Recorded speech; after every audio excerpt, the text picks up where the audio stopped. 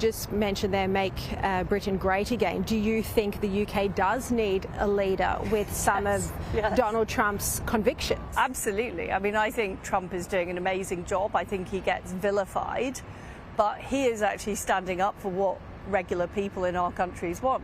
They don't want mass immigration, they don't want high energy prices, they don't want high taxes, and Trump is actually taking on the global establishment like the UN, like the World Trade Organization, all these organizations who have got in the way of delivering prosperity for people. Many Jews now say they feel unsafe in London. Do you think this is something that can be changed or reversed at all?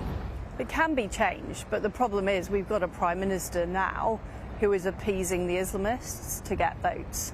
And he's recognised Palestine, which is completely appalling after what happened on October the 7th, where huge numbers of people were raped and murdered. And he's not doing enough to make sure that Jewish people feel safe and protected, particularly in London, and these marches that are happening all the time. We've got exactly the same issue here. I'm interested to know your view on our Prime Minister, Anthony Albanese. Do you think he is a weak socialist leader? Well, he's following very similar policies to Keir Starmer. They appear to be very coordinated if you look at the recognition of Palestine or the net zero policies. But I think these policies are wrong.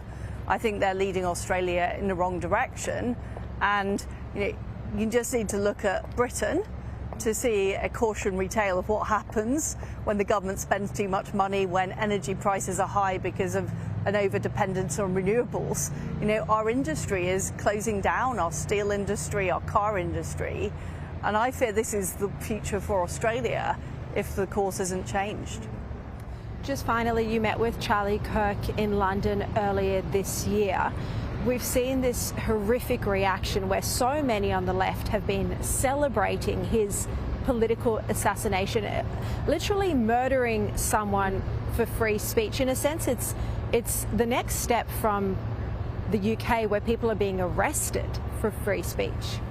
Well, it's turning free speech into a crime, is my point.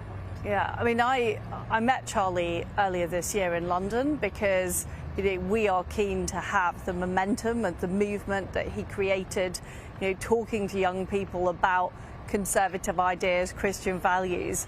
We want this in the United Kingdom, and he's a great patriot and inspirational person, and it's an absolute tragedy and a heinous crime that he's been assassinated.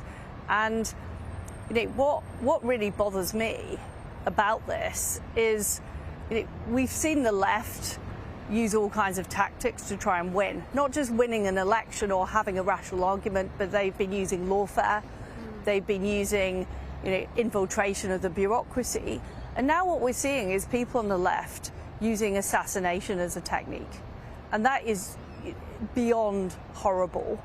And Charlie Kirk was somebody who actually wanted to reach out and debate the issues, and rather than try and participate in this, we've seen the extreme left go out and kill him.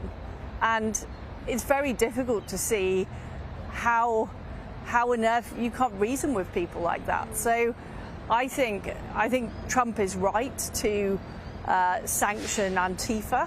I'm very, very concerned about these global left-wing networks who essentially have these murderous aims, but we need to be looking at this in the UK and right across the world.